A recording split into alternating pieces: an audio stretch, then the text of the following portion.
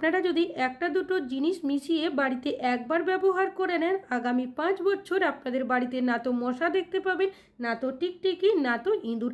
100% কার্যকরী এই রেমেডিটা। আমাদের প্রত্যেকেরই বাড়িতে কিন্তু মশা, ইঁদুর, টিকটিকি রয়েছে। তবে বাড়িতে যখন এদের উপদ্রব অনেকটাই বেশি হয়ে যায়, তখন আমরা বাজার থেকে বিভিন্ন ধরনের ওষুধ, কেমিক্যাল স্প্রে বা বিভিন্ন সলিউশন কিনে নিয়ে আসি। তবে সমস্যা কি হয়, যখন বাড়িতে ইঁদুরের উপদ্রব বেশি হয়ে যায়, বাড়িতে বিভিন্ন ধরনের ইঁদুর মারার জন্য যে ওষুধ আমরা ব্যবহার করি, অনেক সময় দেখবেন সেই ওষুধ ব্যবহার করতে ভয় পায়। কেন কি, অনেকেরই বাড়িতে ছোট বাচ্চারা রয়েছে, তাছাড়াও বাড়িতে এমন জায়গায় মরে পড়ে থাকে, সহজে খুঁজে পায় না, বাজে দুর্গন্ধ ছড়ায়, যার কারণে আমরা কিন্তু ওষুধ, কেমিক্যাল অনেকেই ব্যবহার করি না।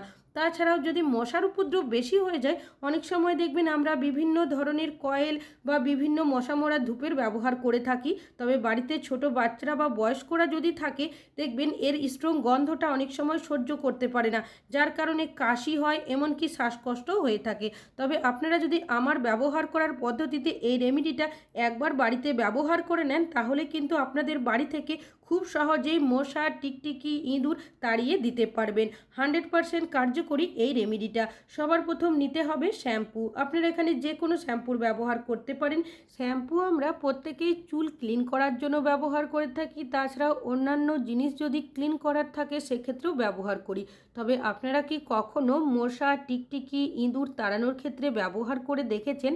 এর সঠিক পদ্ধতিটা আপনারা যদি একবার ব্যবহার করেন, তাহলে খুব সহজে কোনো রকমের কেমিক্যাল বা ওষুধ স্প্রে ছাড়াই বাড়ি থেকে আপনারা মশা, ইঁদুর, টিকটিকি তাড়িয়ে দিতে পারবেন। আমি এখানে 1 চামচ পরিমাণের শ্যাম্পু ব্যবহার করেছি, আর নিয়েছি এখানে আমি আদা। আদা এতটাই পাওয়ারফুল, রান্নাতে তো আমরা প্রত্যেকে ব্যবহার করে থাকি। তবে ইঁদুর, মশা, মাছি তাড়ানোর ক্ষেত্রে আপনারা যদি সঠিকভাবে আদা ব্যবহার করতে পারেন, তাহলে কিন্তু বাজার থেকে কোনো রকমের ওষুধ, কেমিক্যাল স্প্রে আপনাদের কিনতে হবে না। এখানে একটা গ্রেটার নিয়েছি, গ্রেটারের সাহায্যে আদাটাকে আমি গ্রেট করে নিচ্ছি। আপনারা চাইলে এখানে কিন্তু আদাটা থেতো করেও ব্যবহার করতে পারেন, তবে আদার রসটা যাতে বেরিয়ে আসে। আমরা অনেকে আছি মশা তাড়ানোর জন্য দেখবেন বিভিন্ন ধরনের কয়েল বা বিভিন্ন মশা মরার ধূপের ব্যবহার করে থাকি। এর গন্ধটা এতটাই উগ্র হয়, আমরা অনেকেই সহ্য করতে পারি না। তাছাড়াও বাড়িতে যদি ইঁদুরের উপদ্রব বা টিকটিকির উপদ্রব বেশি হয়ে যায়, সেক্ষেত্রেও আমরা অনেকেই বিভিন্ন ধরনের দেখবেন ওষুধ বা স্প্রের ব্যবহার করি। একবার আমার ব্যবহার করার পদ্ধতিতে এই রেমেডিটা ব্যবহার করলেই দেখবেন আপনাদের বাড়ি থেকে টিকটিকি, মশা, ইঁদুর সব কিন্তু পালিয়ে যাবে। তো আদাটা গ্রেট করে নেওয়ার পর যে পাত্রের মধ্যে আমি শ্যাম্পুটা নিয়েছিলাম, তার মধ্যে আমি কর্পূরটা গুঁড়ো করে এর মধ্যে দিয়ে দিয়েছি। যে কর্পূর আমরা পুজোতে ব্যবহার করি, এখানে সেই কর্পূরেরই ব্যবহার করছি। শ্যাম্পুর সাথে যখন এইভাবে কর্পূরটাকে মেশাবেন, এর গন্ধটা দেখবেন আরও বেশি পাওয়ারফুল হয়ে যাবে। খুব ভালো করে কর্পূরের সাথে শ্যাম্পুটাকে মিশিয়ে নিয়েছি। এমনভাবে মেশাবেন যাতে করে এটা একটা ক্রিমের মতো তৈরি হয়ে যায়। এবার এই পাত্রটাকে আমি সাইডে রাখার আগে এর মধ্যে দিয়ে দেব কিছুটা পরিমাণের বেকিং সোডা। বেকিং সোডা কি করবে, এই মিশ্রণটাকে অনেকটাই ক্রিমের মতো করবে। আর যখন এই মিশ্রণটা আপনারা ব্যবহার করবেন, দেখবেন এটা কিন্তু একটা সলিউশনের মতোই তৈরি হয়ে যাবে।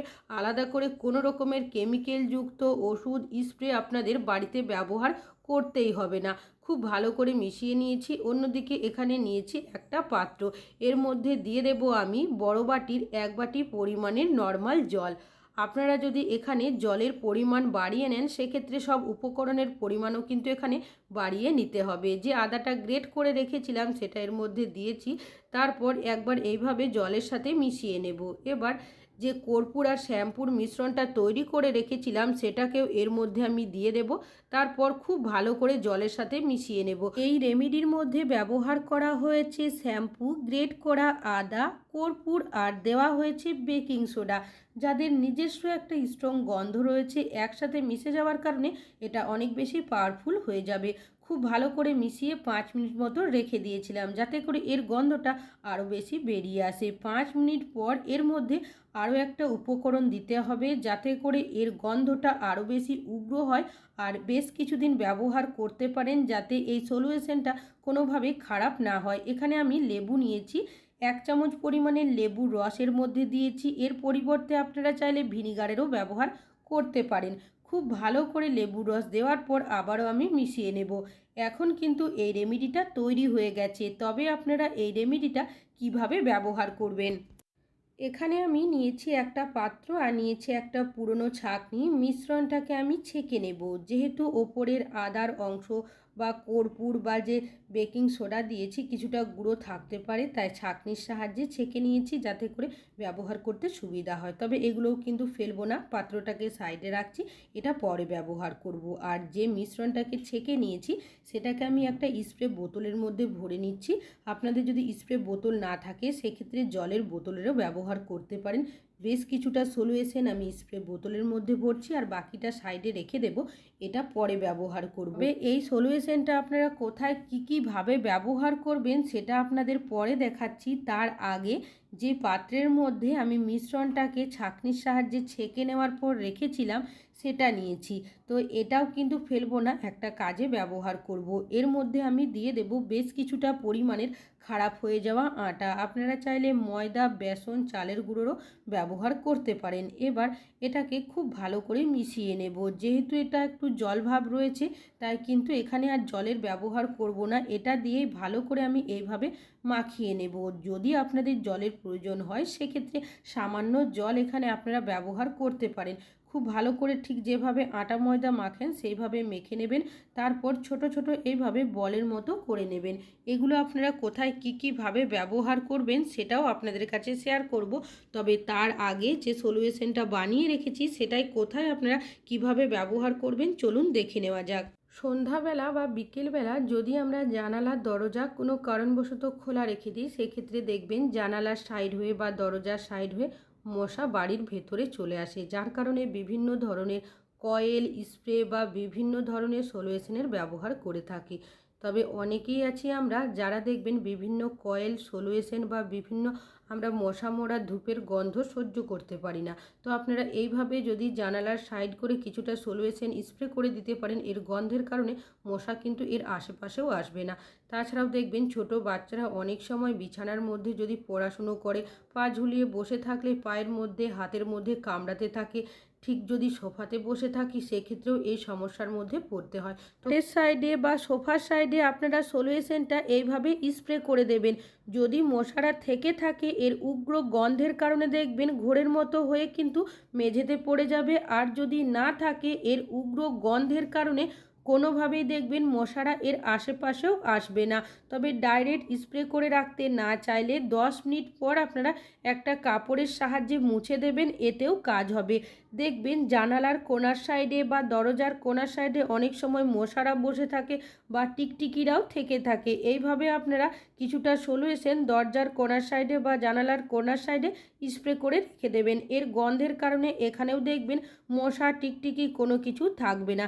তাছাড়াও কিচেনের মধ্যে যখন কোনো কিছু রান্নাবান্না করি কিচেনের দেওয়ালের মধ্যে অনেক সময় টিকটিকি ঘুরে বেড়াতে দেখা যায়। কোনোভাবে যদি খাবার দাবারে পড়ে যায় বা মুখ দিয়ে দেয়, আমরা যদি সেই খাবার ভুলবশত খেয়ে নিই শরীর অসুস্থ হওয়ারও সম্ভাবনা থাকে। তো কিছুটা সলিউশন কিচেনের দেওয়ালের মধ্যেও স্প্রে করে রাখবেন, তাহলে দেখবেন এর আশেপাশেও টিকটিকি কিন্তু আসবে না। তাছাড়াও টয়লেটের মধ্যেও দেখা যায় মশার উপদ্রব প্রচণ্ড থাকে। তাছাড়াও টয়লেটের কোমোডের পিছনের সাইডেও অনেক সময় টিকটিকি ঘুরে বেড়াতে দেখা যায় বা লুকিয়ে বসে থাকতেও দেখা যায়। কিছুটা সলিউশন আপনারা এইভাবে স্প্রে করে রাখবেন। এর উগ্র গন্ধের কারণে দেখবেন না তো মশা থাকবে আর না তো কোনো টিকটিকি থাকবে। এই সলিউশনটা এতটাই পাওয়ারফুল। তাছাড়াও জলের নালি যদি থাকে বা ড্রেন থাকে সেখান থেকে অনেক সময় দেখবেন পোকামাকড় চলে আসে বা আরশোলা চলে আসে, কখনো কখনো ইঁদুরও কিন্তু চলে আসে। কিছুটা সলিউশন স্প্রে করে দেবেন। যদি এখানে কোনো মশা থাকে এর উগ্র গন্ধের কারণে দেখবেন সাথে সাথে ঘোরের মতো হয়ে পড়ে যাবে। তাছাড়াও আপনারা যদি এইভাবে সলিউশনটা স্প্রে করে রাখতে পারেন এর উগ্র গন্ধের কারণে দেখবেন এখান থেকে কিন্তু কোনো কিছু পোকা মাকড় টিকটিকি কোনো কিছুই আসবে না। আমাদের বাড়িতে এমন বেশ কিছু জায়গা থাকে যেগুলোতে দেখবেন আমরা কিন্তু ডাইরেক্ট স্প্রে করতে পারি না সলিউশনটা, কেন কি এই সলিউশনের গন্ধটা এতটাই পাওয়ারফুল। সেক্ষেত্রে আপনারা যে বলগুলো বানিয়ে রেখেছেন সেগুলো ব্যবহার করবেন। অনেক সময় বাসনপত্র যদি রাখি দেখবেন ছোটোখাটো পোকামাকড় বা ইঁদুর মুখ দিয়ে দেয়। সেই ক্ষেত্রে যেখানেই আপনারা বাসনপত্র রাখেন না কেন তার পাশে এভাবে বলগুলো দিয়ে রাখবেন। যখনই দেখবেন কোনো পোকামাকড় ইঁদুর আসবে আগেই কিন্তু বলগুলো খাবে। তাছাড়াও যখন কিচেনের লাইট অফ করে শোয়ার জন্য চলে যায়, অনেক সময় কিচেনে ইঁদুর চলে আসে, আরশোলা বা ছোটোখাটো পোকামাকড় ঘুরে বেড়াতে দেখা যায়। তো এই জায়গাগুলোতে যদি ডাইরেক্ট স্প্রে করে দিই, উগ্র গন্ধটা দেখবেন অনেকক্ষণ পর্যন্ত থেকে যাবে, যার কারণে আমাদের খাবার দাবারেও কিন্তু গন্ধটা চলে যেতে পারে। তো আপনারা বলগুলো এইভাবে গ্যাস ওভেনের ওপরে, নিচে বা কিচেনের সাইড করে যদি রেখে দেন, তাহলে কোনো পোকামাকড় আসলেই দেখবেন এই বলগুলোই খাবে আর খাবার সাথে সাথে এখান থেকে পালিয়ে যাবে।